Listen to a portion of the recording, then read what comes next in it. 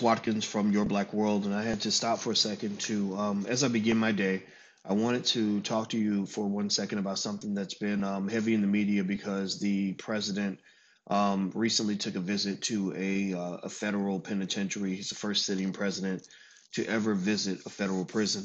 I commend him for this decision. I think it's extraordinary. I'm very very happy about it.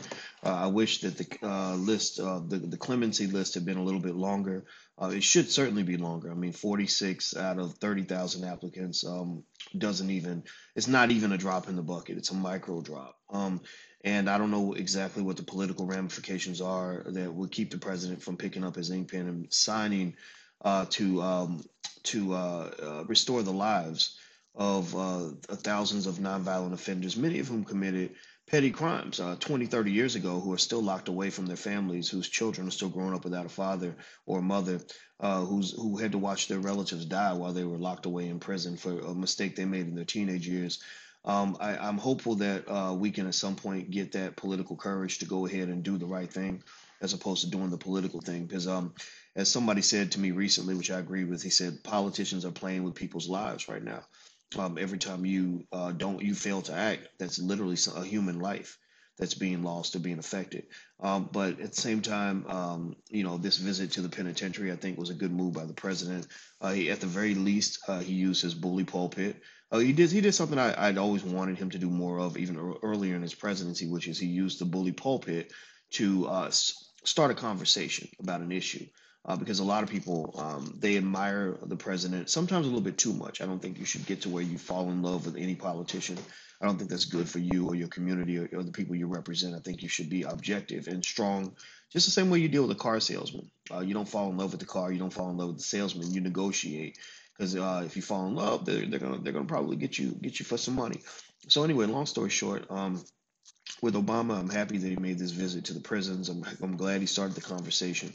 I've tried to do my part by adding to the conversation, but doing some interviews and really highlighting some of the human stories that exist as a result of the Holocaust of mass incarceration. For example, there's the story of Daryl Paget, who got 40 years in prison for possession of 1 gram of crack cocaine, and he had a young baby at the time. And so when you send somebody to prison for that long for a crime that's that's not victimless, it's not a harmless crime, right? We know selling drugs is wrong, it's bad, but if he's a young kid and he makes this mistake, how many of us would be happy getting, a damn near a life sentence for a mistake we made as a young person?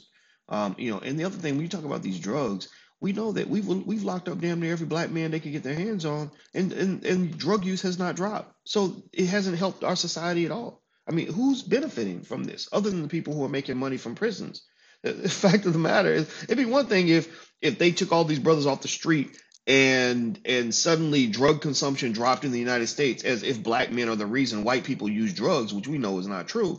That would be one thing, right? But that didn't happen. Part of the reason is because the war on drugs was not real. They would let $1 billion worth of drugs come into the country and then arrest the brothers on the corner who were distributing the $1 billion worth of drugs that the government had allowed into the nation. A lot of these, Colombian cartels and these heads of these big drug lords will get sentences like 18 months, 2 years, 4 years. But then you have guys like a guy like Mario Lloyd, for example, out of Chicago, who was notably, I mean, he was one of the biggest drug dealers in Chicago, but he was getting supplied by Colombians who were bringing in billions of dollars. They gave him 15 life sentences and he was a first time nonviolent offender in 1988. So, the thing that people have to understand is when they have this conversation about mass incarceration, nobody is saying that drug dealers are good people. Nobody is saying that criminals should all just be let out of prison. We're saying just that the punishment has to fit the crime. When you give somebody a life sentence for a crime committed as a youth, without any concern as to whether or not that man has a family. I mean, I know Mario had a 2-year-old daughter at the time. He had another son that was maybe 3 or something like that. Like he had a lot of young children. And these young children suffered when he went away for that long because they didn't have a father. And I know countless other stories like that where, there's no concern for the family when you send somebody away for a life sentence when you didn't have to. And what that does is, number one, it does not help our society. It makes our society more dangerous because children who don't have their parents usually end up more likely to commit crimes and hurt other people. So you're basically wiping, you're undermining the family structure in many of these households. And now a lot of this craziness in the street, a lot of the killing that occurs in the street is being done by some kids whose parents have been locked away. So the thing is, what would happen if they actually had good supervision in the home? I've been to visit several prisons, and I can tell you the ones that they let me into. They don't let me into all of them because some. I'm a threat to national security, by the way, because of the things that I say, not because of things that I've done. And I'm not joking. I really people consider me to be that. And I can tell you a lot of the people I've met in prison, they're not bad people. Many of them are brilliant people. Some of them are sitting there thinking, man, I'm 46 years old. How are people still judging me based on something I did when I was at 17? And I agree. I mean, most of us have transformed tremendously since that time. It doesn't mean everybody deserves to be let out, but the fact of the matter is that when you're giving teenagers life sentences, which by the way, the United States is the only, I think one of the only countries in the world that actually does that. Other countries don't do that.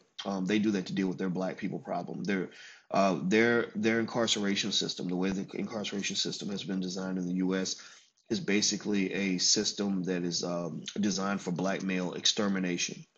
When you give somebody a life sentence at the age of 17 for a nonviolent crime or for something where they're clearly rehabilitatable, what you're doing is you're saying, I don't want to fix you. I don't want to rehabilitate you. I don't want to make you into a productive member of society.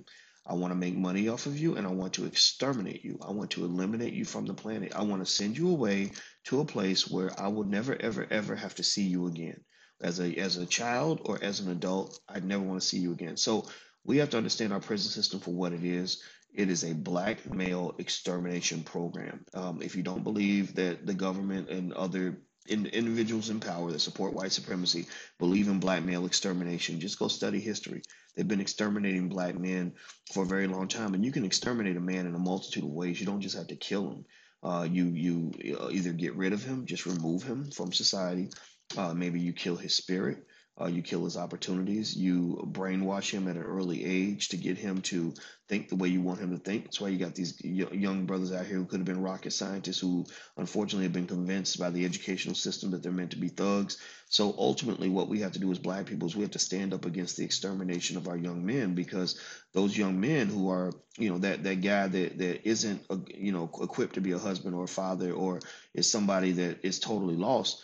Think about that. That person could have been the head of somebody's family. That could have been somebody's husband.